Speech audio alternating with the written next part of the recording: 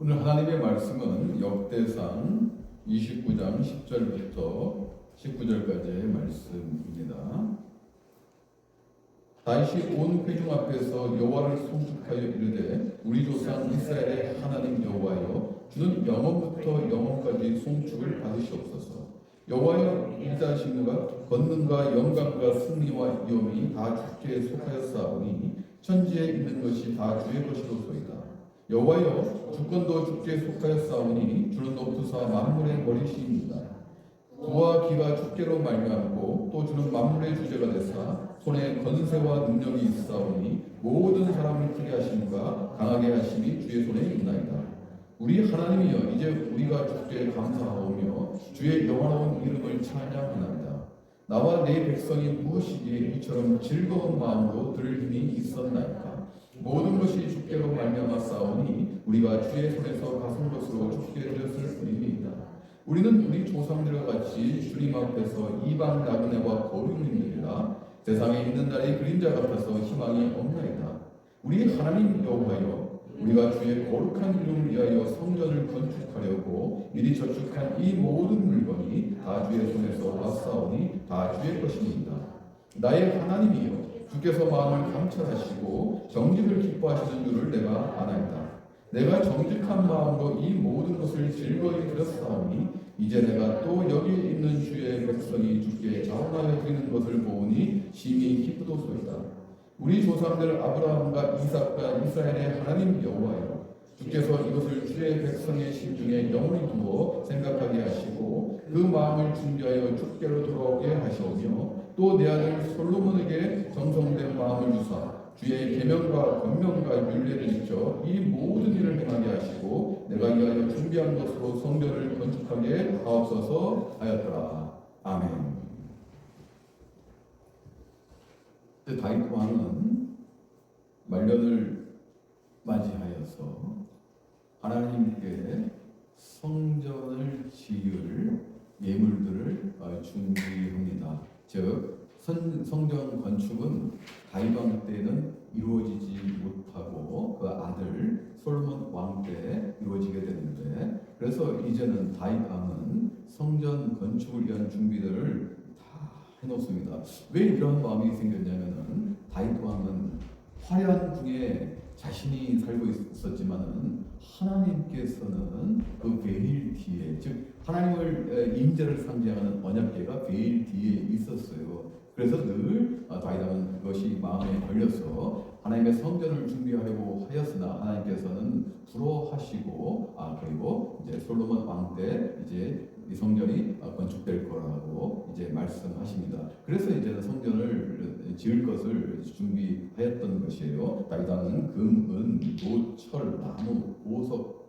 대리석 등등을 잘 정성스럽게 준비합니다. 그리고 모든 족장과 이스라엘 모든 지파, 어른과 천부장과 백부장과 왕의 각급 사무관 감독들에게도 권면을 하고 그들이 즐거이 하나님의 성전을 위해서 이제는 예물을 바치게 됩니다. 그리고 오늘 이제 본문이 나오는 것이에요. 오늘 본문 보게 되면은 다윗 왕은 감사로 시작합니다. 온 회중 앞에서 여호와를 송축하고 있습니다.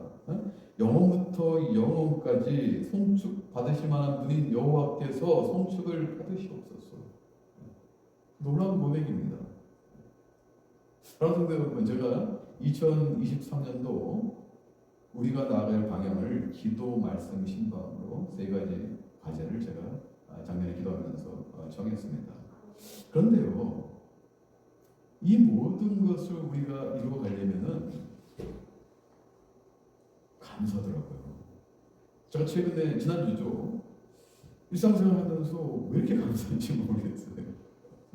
상황과 환경은 늘 감사하지 않아요. 우리가 일생을 살아가면서 이 상황이나 환경을 보면은 불평 불만이 너무 많지 만족한 것은 그렇게 많지 않더라고요. 왜 이렇게 삶이 힘들까? 왜 이렇게 어려운 환경들이 나에게 주어질까? 이렇게 말씀하시는 분들을 저는 많이 봤습니다. 저도 그분들과 별반 차이 없는 일반인이에요. 다 목사일 뿐이지. 그런데요, 지난주 한 주간은 새해 시작이지 않습니까? 그런데 왜 이렇게 감사가 되는지 모르겠어요. 물론 저도 약간의 이런 문제는 있었어요. 이거는 교회적인 문제 아니라 바깥에서 제가 어떤 일을 좀 하는데 문제가 있긴 있었습니다. 네. 그런데 스트레스를 받고 좀 더 짜증은 나는데 그 후에 감사가 확 몰려오는 거예요. 네. 왜 이렇게 감사하지? 뭐 때문에 이렇게 감사할까? 제가 마음속에 하나님이 계신다는 것을 잠시 잊었던 거예요. 오늘도 이제 교회에서 출발해서 잠시 이제 라인을 가는데 알바니의 겨울이 왜 이렇게 좋습니까? 제가 6년째 겨울을 맞이하고 있는데 왜 이렇게 따뜻하고 햇빛이 1월달에 이렇게 햇빛이 쨍쨍 지고 따뜻하고 너무 제가 감동했어요. 운전하면서 왜 이렇게 좋을까? 이게 좋은데 이 하나님의 지으신 세계가 이렇게 아름답구나. 감동이 되더라고요.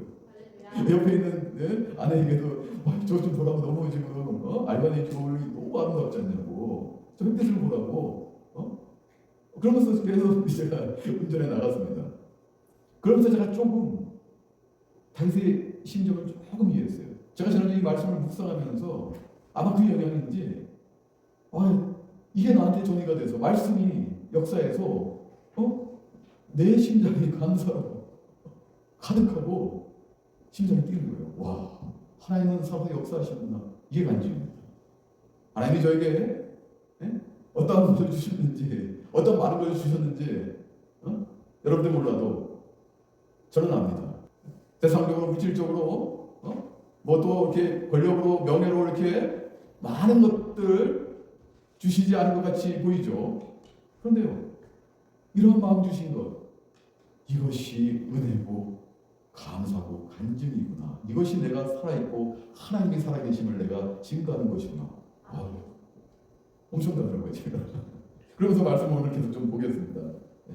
다윗은 하나님의 위대하심과 권능과 영광, 승리와 영이 온전히 주께 속해 있으므로 그 주님을 송축하고 있다는 것이에요.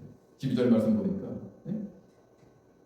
만유의 주제이신 하나님께서는 이 물질까지도 다 책임지시는 하나님이시라는 거예요. 그리고 또 귀하다는 게 무엇입니까? 존귀한 존재로 여김받는 것 아닐까요? 다윗은 1차적으로 하나님의 자녀이자 일국의 왕으로서 하나님께서 그 당시 구약시대에 선택한 백성의 왕으로서 귀하게 존재받는 것을 이미 마음속으로 느끼고 있었던 것입니다. 근데 이런 모든 주권은 하나님으로부터 나온다는 거예요. 이러고 살아가면서 이게 굉장히 중요합니다. 여러분들 물질이 하나님의 복의 축도라고 생각하지 마십시오. 물질이 많으면 하나님께서 축복하셨고 만약에 물질이 없이 좀 공공하면은 하나님께서 축복 안 하시고 좀 버리시는 거야 이런 생각하지 마시는 거죠. 중요한 것은 그 물질을 주관하신 분이 누구이신가요? 지금 다윗의 고백처럼 이 물질을 주관하시는 분은 바로 하나님이시라는 거예요. 모든 것은 하나님부터 나오는데 물질도 하나님부터 나오고 그러므로 주신 것에 감사하며 그 물질로서 하나님께 영광 드리며 드릴 수 있는 것 다윗은 그것을 지금 이야기하고 있는 것입니다. 그리고 이 존경을 받는 것 여러분 우리가 솔직히 말씀드릴게요. 여러분 살면서 존경을 받을 수 있는 자격이 있으시면 손 한번 들어봐 주십시오. 그러면 제가 설교에서 끝내겠습니다. 솔직히 살아가면서 보니까 죄 안 짓는 사람은 어디 있어요? 그리고 양심에 찔리는 일을 안 한 사람 어디 있습니까? 그런데요, 우리는 예수님 믿으면 그저 의인이라고 칭해주세요. 와, 이것만큼 하나님의 놀라운 은총이 어디 있습니까? 하나님이 우리를 귀한 존재라고 여겨주신다는 거예요.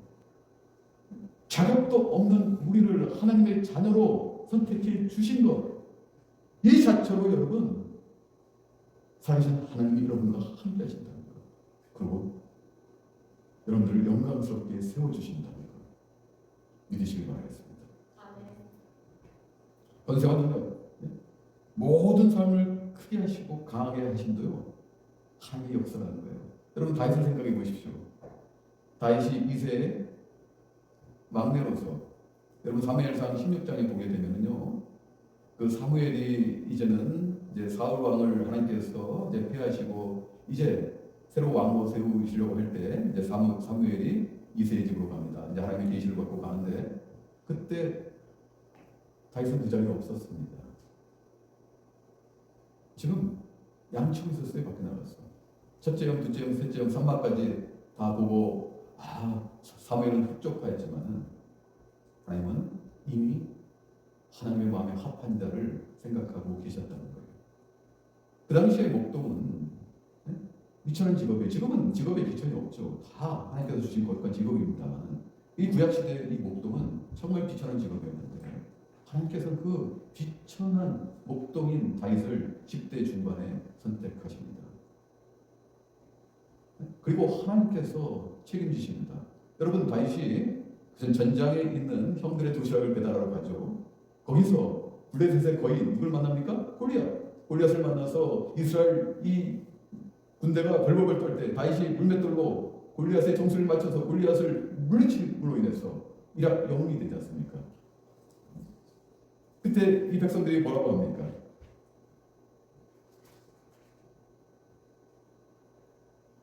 사울은 전쟁에서 1000명을, 다윗은 10,000명을 죽였다네. 즉 사울은 천천히요, 다윗은 만만이네. 이런 영광스러운 존재로 하나님께서 올리세요. 지금 다윗을 그걸 기억하고 있습니다. 그런데요, 다윗은 이제 사울 왕의 옆에서 또 악사로서 연주함으로 인해서 또 기쁘게 하다가 결국 사울 왕의 시기를 받습니다. 사울은 천천히요, 다윗은 만만이라는 소리 듣고 사울 왕이 시기 질투하면서 다윗은 이제는 20대 전체를 고난의 연속으로 지닙니다.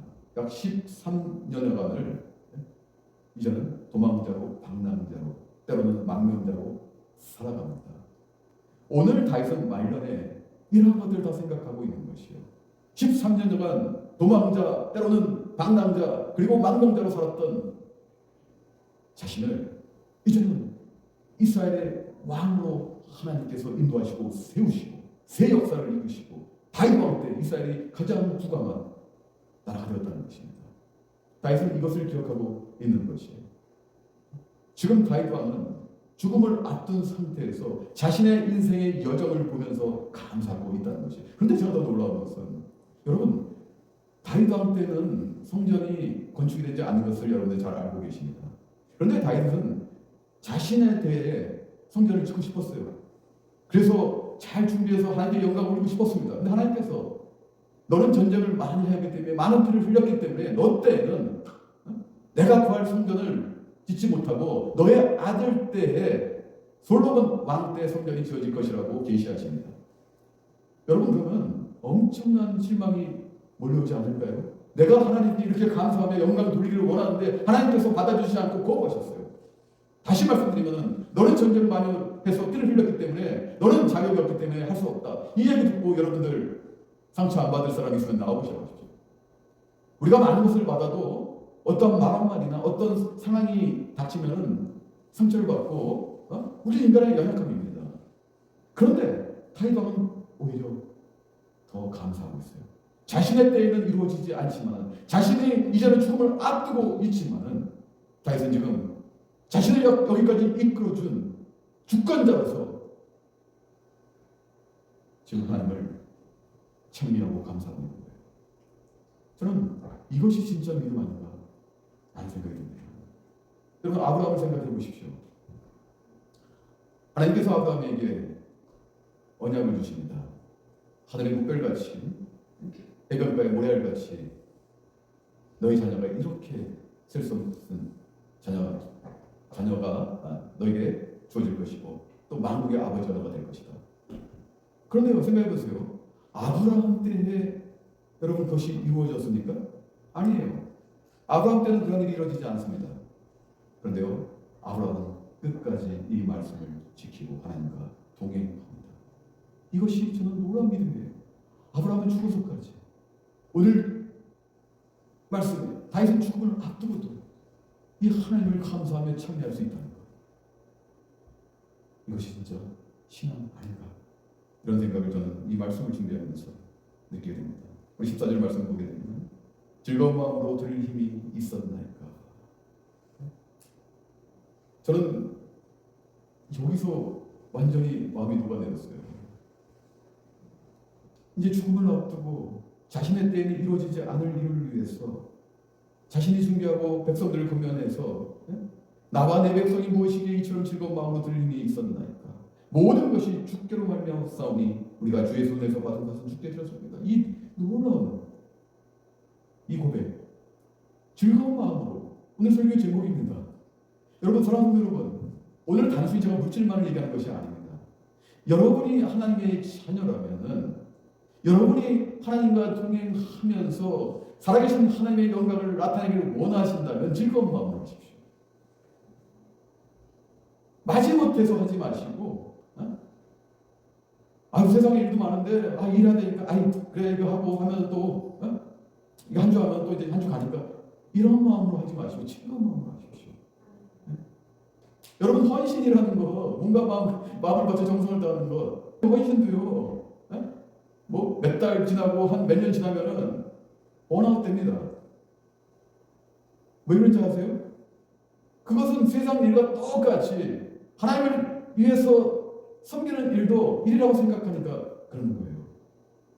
하나님의 자녀로서의 하나님의 일을 한다는 것은 오늘 다윗과 같이 즐거움이 있어야 된다는 것이에요. 살아계신 하나님과 동행한다는 것은 여러분들이 마음 가운데, 가슴 가운데 살아계신 하나님이 충만하고 역사해야 된다는 거예요. 더 나아가서 나를 살리신 그 주님의 십자가 바라보면서 주님이 저를 달리셨군요. 주님이 무엇 때문에, 내가 무엇이건데 왜 달리셨나요? 좁게는 나 한 명 살리시기 위해서, 넓게는 하나님의 자녀들 살리시기 위해서 이 땅에서 고난받으신 것 아닙니까? 이게 느껴지면요, 이제 하나님의 일은 단순히 세상 일이 아닌 거룩히 구별된 성도로서 진심으로 나아가는 역사라는 것입니다. 오늘 다윗은 이제는 자신의 일생을 돌아보면서 인생 말년에 미천한 목동 주시는 자신을 이제는 왕으로 세우시고, 그리고 두각케 하신 그 하나님의 주권과 위대하심과 영광과 존엄과 승리하심, 그것을 진심으로 다윗은 마음을 품으면서 즐거운 마음으로 성전 건축을 준비하고 있다는 것입니다. 사랑하는 여러분, 저는 몇 년 전에 그 친구 목사님, 그 어머님 이제 장례 예배 때 참석한 적이 있습니다. 친구 목사님 어머님은 이제 권사님이셨는데 82세에 이제 소천하셨는데, 소천하시기 전에 이제 췌장암으로 그 지병으로 고생을 하셨어요. 근데 이제 장례 예배에 제가 이제 참석을 했는데, 이제 그 유족들이 간증을 합니다. 목사님, 담임 목사님도 이제 권사님이 참석하셨던 교회 담임 목사님도 간증을 하시는데, 돌아가시는 날 그 아침에도요, 하나님께 두 손 벌려 영광을 경지에서 올리셨다는 거예요. 그 담임 목사님의 그 권사님의 간증을 듣고 제가 너무 기뻤어요. 돌아가시는 날 그 아침에 하나님께 두 손 벌려서 하나님 감사합니다, 영광을 올리셨다는 거예요. 그걸 담임 목사님이 간증하시더라고요. 그리고요, 그 유족들 간증을 들어보니까요, 그분이 영어를 잘 못하시죠. 아마 연세가 있으시니까 당연히 이제 안 되시겠죠. 그런데요, 거리에서 한국말로 외국인들에게 예수님을 전도하고 몇 개월 동안 하셨다고 그 손녀가 간증하더라고요. 장례식 예배했어요. 와, 저는 가슴을 주체할 수가 없었어요. 이렇게 하나님의 사람이 있을 수가 있을까? 죽음 앞에서도 담대히 하나님의 영광을 위해서 참여하고 하나님의 나라를 위해서. 한국말 못 알아듣지 않습니까? 어떻게 알아들어요? 예수님이 이게 한국말. 저는 그걸 느꼈어요. 그분은 이미 살아계신 하나님과 함께 하신다는 거예요. 그분은 지금 죽어서 하늘나라에 분명히 계실 것입니다. 물론 구원은 하나님의 주권이지만 정확상 저는 그렇게 믿습니다. 그거는 지금도 살아계신 하나님과 함께한다는 거예요. 우리의 영혼은 소멸되지 않는다는 것입니다. 잠시 우리가 눈 감을 수는 있어요. 잠시 죽음을 맞이할 수 있는 그런 과정입니다. 하나님의 자녀는 잠시 그 과정 가운데 죽음이라는 것을 맞이하고 눈을 감을 수는 있습니다. 살아계신 하나님은 다시 소생시키시는 권능이 가는 거예요. 제가 그걸 통해서 그 장례식 얘기해서 이것이 진짜 믿음입니다. 오늘 다윗의 믿음은 이제는 죽음을 얼마 앞두지 않은 그 상황에서도 놀랍도록 하나님을 영광을 나타내고 감사합니다. 15절 말씀 보면 우리는 우리 조상들과 같이 주님 앞에서 이방 나그네와 거류민들이다. 세상에 있는 날이 그림자 같아서 희망합니다. 이 다윗 왕 때는 이미 가나안 땅에 정복하고 이제는 왕권이 이제는 확고하게 쓰고 지금 부강한 나라임에도 불구하고 다윗은 이러한 고백을 합니다. 이게 뭘까요? 우리의 인생에서 우리가 정착된 것 같이 보입니다만은 여러분 정착이라는 건 없다는 거예요. 여러분 하나님이 이렇게 한번 바람 한번 부시면 어떻게 될까요? 날아가는 건 그것뿐만 아니라 엄청난 회오리가 있을 수 있죠. 하나님의 권능 앞에서는 어떠한 것도 정착이 없습니다. 그런데요, 이러한 다윗의 놀라운 경성 가운데 나오는 고백, 우리는 세상에 있는 날이 그림자 같아서 희망이 없는 존재인데 하나님께서 이렇게 가치 있는 존재로 세우시고 그리고 영광받고 계시지 않습니까? 이것이 하나님의 권능입니다. 이게 감사해요. 여러분 자신을 낮출 때 감사가 가능합니다.